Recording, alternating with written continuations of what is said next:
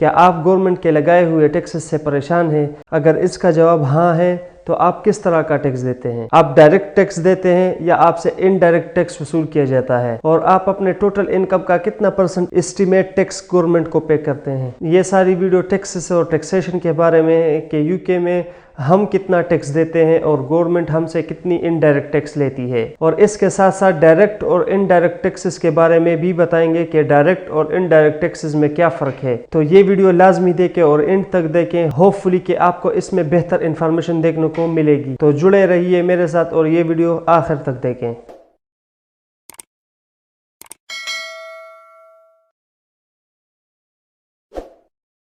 السلام علیکم ورحمۃ اللہ وبرکاتہ، میں ہوں وقاص خان اور آپ دیکھ رہے ہیں میرا چینل جو کہ میرے ہی نام سے ہے۔ تو یہ آج کی ویڈیو صرف ٹیکسیشن کے بارے میں ہے کہ یو کے میں ہم کتنا ٹیکس بھرتے ہیں اور ہم سے گورنمنٹ انڈائریکٹ کتنا ٹیکس لیتی ہے۔ یہاں کے ڈائریکٹ ٹیکسز میں جو سب سے بڑے ہیں وہ 3 ہیں، ایک انکم ٹیکس ہے، دوسرا نیشنل انشورنس کنٹریبیوشن ہے، تیسرا کاؤنسل ٹیکس ہے۔ اور اگر ان کی پرسنٹیج کی بات کریں تو انکم ٹیکس 20% ہے، نیشنل انشورنس کنٹریبیوشن 17.5% ہے، اور کاؤنسل ٹیکس ویری کرتا ہے کہ آپ کس جگہ پر رہتے ہیں، آپ کا گھر کتنا بڑا ہے اور رومز کتنے ہیں اس میں، تو اس حساب سے وہ ڈیپینڈ ہوتا ہے۔ یہ جو انکم ہے اور اس کے ساتھ ساتھ نیشنل انشورنس کنٹریبیوشن ہے، یہ ہمیں سیلری ملنے سے پہلے ہی گورنمنٹ ڈیڈکٹ کر لیتی ہے، اور کاؤنسل ٹیکس پھر ہم خود پے کرتے ہیں۔ اور اب اگر انڈائریکٹ ٹیکس کی بات کریں تو اس میں VAT آ جاتا ہے جو سب سے زیادہ ہے، اور وہ اب 20% ہے، چونکہ 2011 سے پہلے یہ 17.5% تھا اور گورنمنٹ نے اس کو 17.5% سے بڑھا کر 20% کر دیا 2011 میں۔ تو اگر اس طرح دیکھیں اور ایک بندہ ہے وہ £1500 منتھلی کما رہا ہے تو سب سے پہلے اس کے انکم سے 20% انکم ٹیکس نکلے گا، اس کے بعد 17.5% نیشنل انشورنس کنٹریبیوشن نکلے گا۔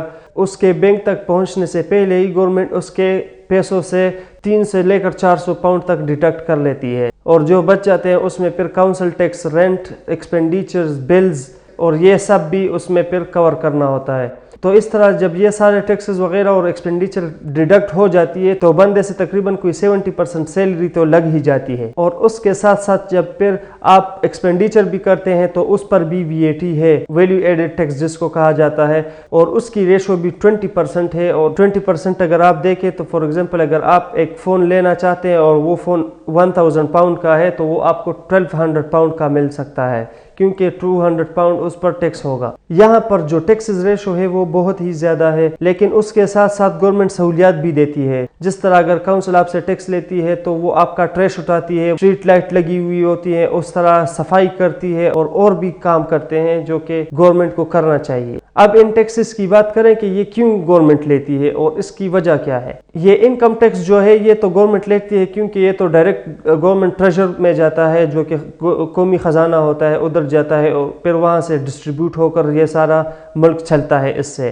اس کے علاوہ اگر نیشنل انشورنس کی بات کریں، نیشنل انشورنس کنٹریبیوشن جو ہے تو وہ اس لیے لیتے ہیں کیونکہ جو یہاں پر بے روزگار بندے ہوتے ہیں وہ گورنمنٹ سے کلیم کرتی ہے اور گورنمنٹ اس کو پیسے دیتی ہے منتھلی، اور اس کے ساتھ ساتھ جو اور ایج ہوتے ہیں یعنی کہ 65+ ہو جاتے ہیں تو ان کو پھر پینشن بھی ملتا ہے۔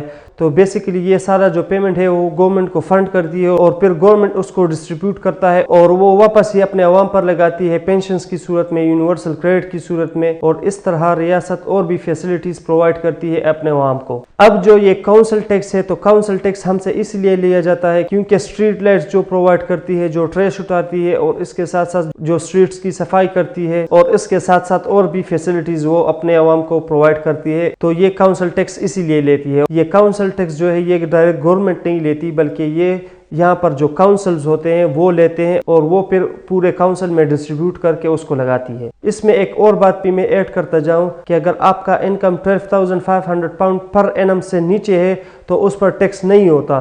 جب آپ کا انکم £12,500 پر ایئر تک پہنچ جاتا ہے تو اس پر 20% ٹیکس لگ جاتا ہے، اور پھر یہ 12,500 سے لے کر 50,000 کے درمیان یہ 20% ہی رہتا ہے۔ جب آپ کا انکم £50,000 سے اوپر ہو جاتی ہے تو اس کا جو ٹیکس ریشو ہے وہ ڈبل ہو جاتی ہے، تو وہ تقریباً کوئی 40% بن جاتی ہے۔ تو اب آپ خود سوچیں کہ یہاں کا جو ٹیکس ریشو ہے وہ انہوں نے کتنا تگڑا بنایا ہوا ہے، اور اگر اس کے کمپیریزن میں آپ پاکستان میں دیکھیں تو وہاں پر جو ڈائریکٹ ٹیکس ہے وہ کتنا ہے اور اس کی ریشو कितनी है। और ये बात भी माइंड में रखें कि पाकिस्तान में ज़्यादातर इनडायरेक्ट टैक्स चलता है, जो कि गरीब आवाम के लिए ठीक नहीं है, क्योंकि उसमें अमीर और गरीब एक जैसे टैक्स देते हैं। और इसके साथ साथ ये बात भी है कि यहाँ पर अगर टैक्स लेते हैं तो उसका रिटर्न भी देते हैं और आवाम को फैसिलिटेट करते हैं।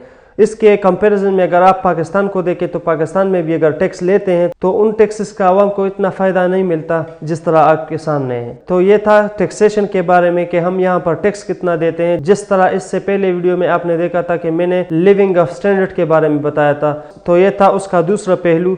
और उम्मीद है कि आपको बेहतर इन्फॉर्मेशन देखने को मिली होगी। अगर आपको ये वीडियो पसंद आई हुई हो तो आप इस वीडियो को लाइक कर सकते हैं, शेयर कर सकते हैं और मेरे चैनल को भी सब्सक्राइब कर सकते हैं। इसी के साथ मुझे दीजिए इजाज़त और इंशाल्लाह मिलते हैं नेक्स्ट वीडियो में। अस्सलामु अलैकुम वरहमतुल्लाह।